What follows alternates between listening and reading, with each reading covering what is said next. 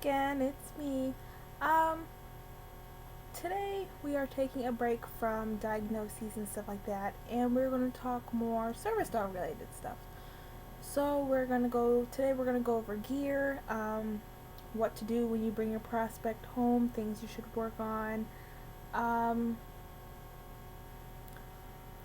simple stuff like that. Cause I wish there was a video out there when I brought Riley home. So she will be in the video Monday. I won't be here tomorrow.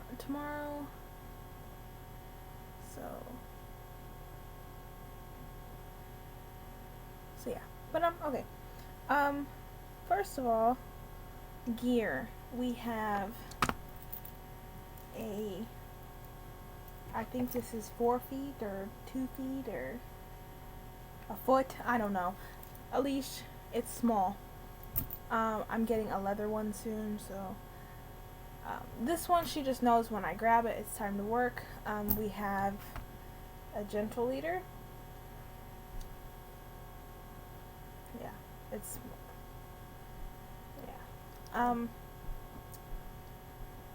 This is a small. I got it off Amazon for like $14. I got this because she was a little distracted, and I mean she's 6 months now, and we've worked on it for like almost 2 months, and she does good at home with it, but it, like I was saying in a couple of my other videos, it just makes her overwhelmed. So this, I'm probably going to try to get rid of it for like $5 or something. It's small. I have the DVD and stuff with it too. We have a clicker. This is for training, to mark behaviors, and then you treat them. And then it's on her right now and she's sleeping. It's a tag about this big, and it's got service dog on it, and it's got the medical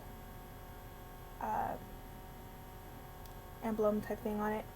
And I couldn't find one that said service dog in training. If you guys know of any, comment down below and I will be able to get some. But it's got like a glow in the dark plastic, well, silicone like cover type thing, so it glows in the dark. And that's on her. That's the first thing we have to mark her. I know dogs don't need to be marked, but it just makes stuff a lot easier.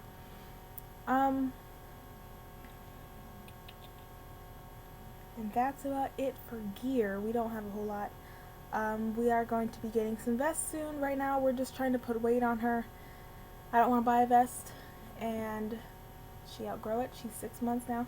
She's about 2 months behind in growth. She was a runt, but I have her on a good feeding plan, schedule, and stuff like that, so she is putting weight on her and growing.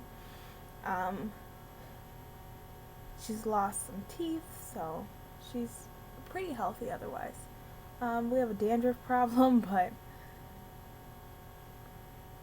I don't know. I do bathe her with aloe, and that really helps. She stops scratching immediately after that. And then other like gear stuff we have like flea and tick shampoo supplies. We have flea and tick shampoo. She's medicated with the dip stuff. Yeah. And gotta get her heartworm medicine. Other than that, and she's up to date on all her shots except for Bordetella and rabies, so she'll be getting that soon. An update on her getting spayed. I know I'm going off topic, but she'll be getting spayed soon. It's complicated, but she's doing good. Otherwise, she's very healthy. I mean, she eats, she drinks normally and everything. But okay, let's get back to that. For prospect and stuff, gear is really not, like a leash would work or a harness. You need chewing toys, Nylabones. I wouldn't recommend like rough rawhide. if you're getting a prospect as a puppy, go for more the Nylabone. Those are puppy friendly choices. We got her a little tiger stuffed animal. She likes to gnaw on. She don't put a hole in it or anything. I'm surprised. We've had her for 4 months now, and she's not put a hole in that thing. She carries it around. Backup collars, because they will break or they'll chew on them. So those are important. What else?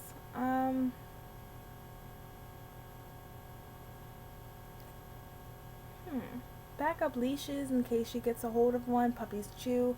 If you have a prospect that you rescued and is older, I would suggest, like, you can get a vest, but I wouldn't vest them for about like 6 months after you start training and everything, and really work on basics and stuff like that, and then go to pet friendly stuff. But we'll get into that. Bowls, for dog food and stuff like that. Beds, she is crate trained, so she's in there. There'll be a time where she's out of her crate, but right now she's a puppy. She wakes up and gets into things, so she is in her crate at night, and when we leave, if she's not with us. So some other things you may need. Some puppies get car sick. Riley gets car sick, so look into things like that. I will be posting some information in, let me write this down,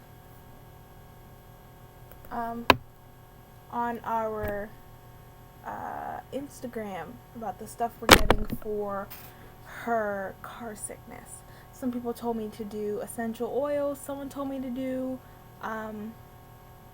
Benadryl. I'm not trying to put her to sleep.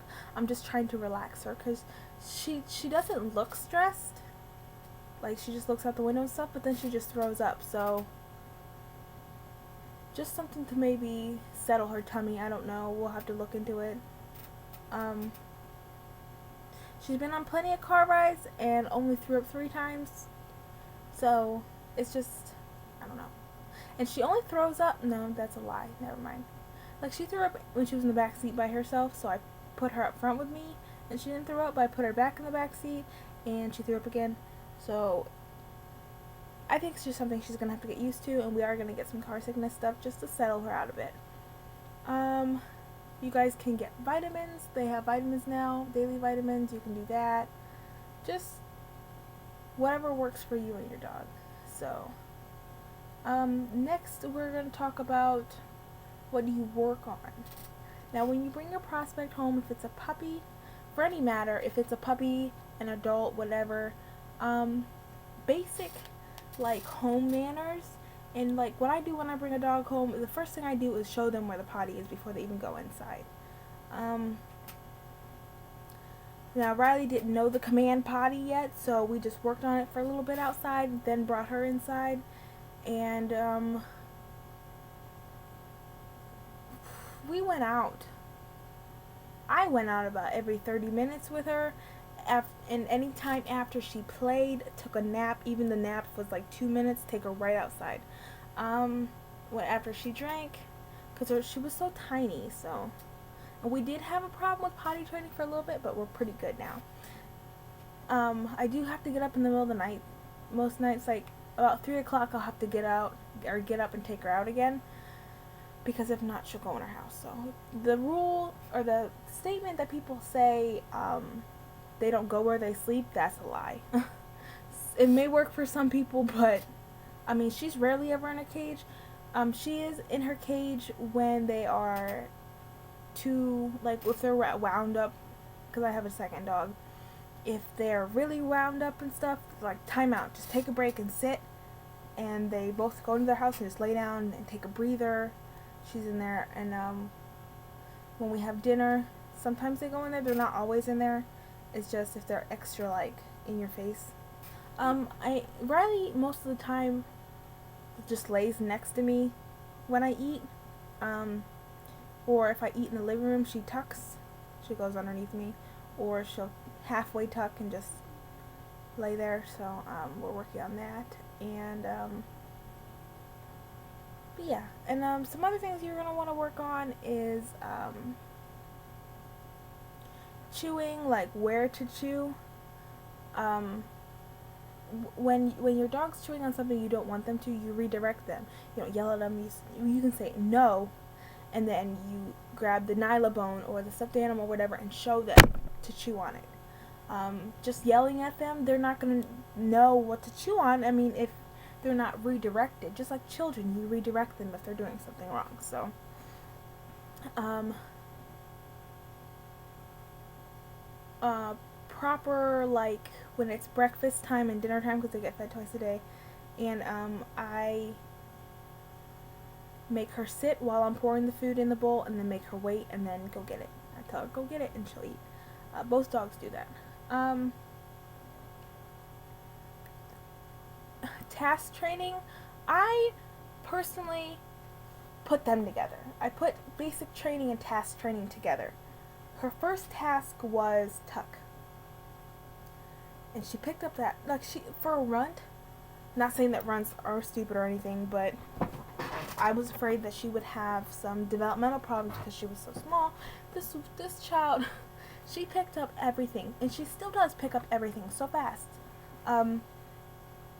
Since we're not using the gentle leader anymore, I went back to the basics with heel. We worked inside, and then today we worked outside, and she did pretty good. A dog was actually barking, and she got distracted for like 3 seconds. I said, focus. I had to say that twice. And she brought herself back, and we started walking, and he barked again, and she ignored him, which was fantastic. Now that I know she can ignore him, we're going to try to work outside more. I do have her off leash sometimes, but she lost that privilege and ran across the street, so I was like, no, we're not doing that. And she's only going to be off leash at dog parks and in the house, just for her safety. And so now the only thing we're working on is her ignoring people. Now, judgment, no one needs to judge me, but I am getting a prong collar in 2 weeks. It's probably going to be a micro because she is small, but I know how to use them, and I know placement and everything. So there is a picture on my Instagram if you guys want to know about the placement, and I will do a video when I get that, all about the prong collar, and direct you to some videos of other people who use them. And pretty much it's like communicating with them the way they communicated with their mother and stuff like that, because of how the mother would nip them and, you know, redirect them and stuff like that. But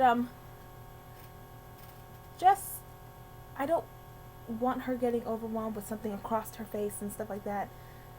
So I think that's another reason why she puked the one time in the car. She was just overwhelmed with it. And prong collars are gentle. I mean, as long as the person using it is gentle, you'll be just fine.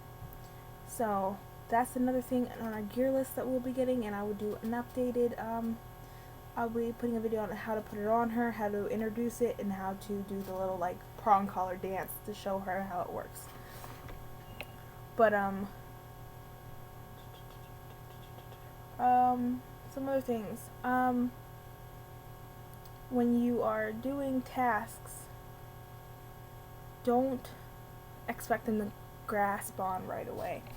With the basics, you're going to want to work on, obviously, a good heel, sit, down, stay. She knows stay. Sometimes she gets antsy, and we got to work a little bit more on that. Leave it is a good one. Drop it. Sometimes she chooses not to use drop it. I mean, so we're gonna work more on leave it, not leave it, but stay, drop it, and heel. She's pretty down with all her tasks. There's going to be more to come, so I want to make sure she's on the tasks she already has before I introduce any more. And when you're training and you're doing it, don't like give stuff or introduce stuff fast. Give her time to learn the stuff she already has. And once they've got, like, she's 6 months and she knows sit, so I don't reward sit with a treat. I will say good girl or yes, but I'm not gonna treat her because she already knows it. She gets treats for other things, like alerting. She still gets treats for those sometimes. So that's sort of weaning that off. But she's only 6 months, so where she's probably gonna get treats for alerting till she's about a year old, in my opinion, for all her tasks, because I want her to enjoy them and stuff like that. So yeah. I am also getting a car crate once I get my own car. I just think they're safer, especially if something were to happen, she'd have that barrier around her. Right now, there's no room for a car crate, so I sit back there with her. So yeah.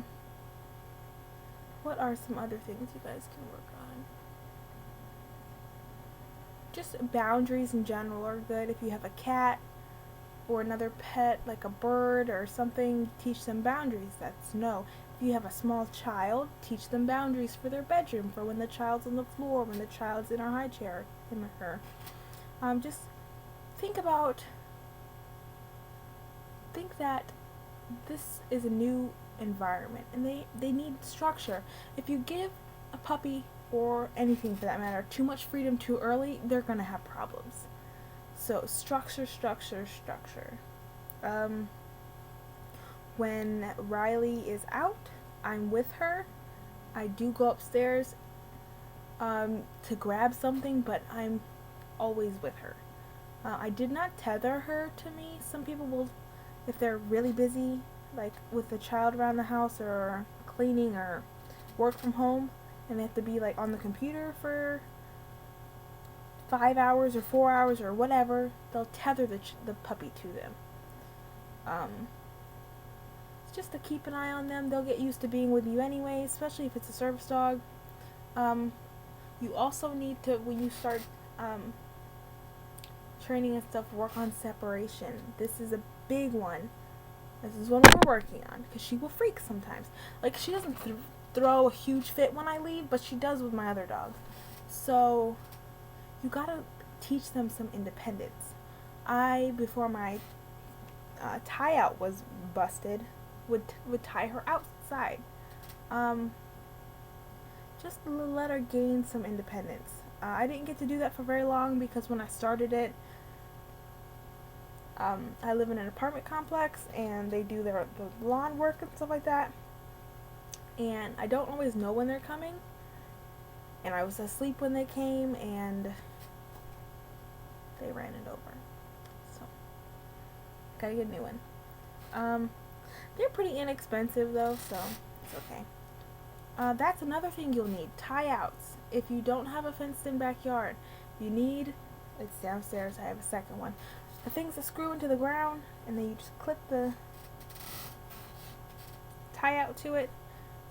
Keep your dog safe. Make sure the thing that screws in, the little skewer thing that goes into the ground, is made for your dog's weight, or they will tear it right out of the ground.